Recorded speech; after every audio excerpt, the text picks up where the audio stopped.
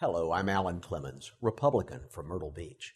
One of the most important issues the General Assembly will deal with this year is ensuring free and fair elections in our state.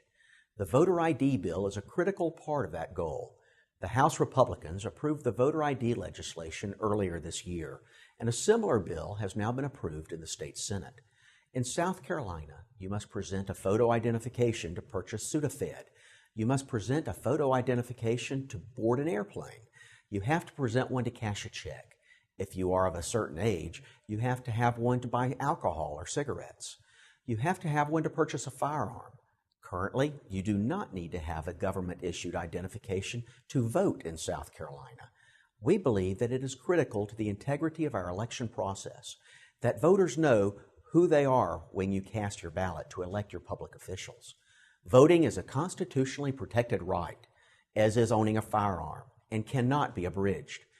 I believe voting is more than a right. It is a responsibility of all of our citizens, and it is a responsibility that too many of us do not take seriously.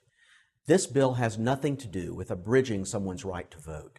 This legislation protects the one person, one vote right for those of us who are not trying to game the system. As one Republican lawmaker said, we're ensuring one person and only one vote.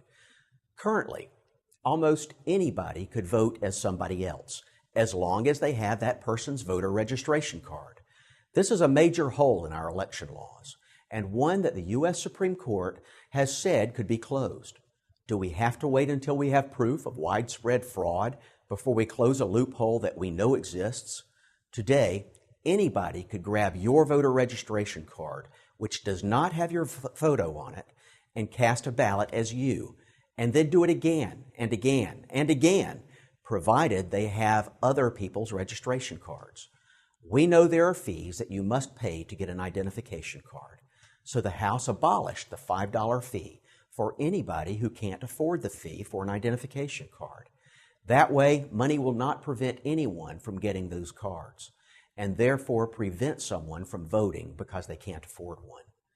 Our legislation also includes provisions for a true early voting period.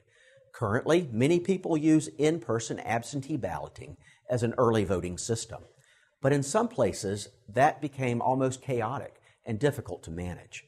This legislation creates a true early voting period so that we can have a regulated and orderly voting process.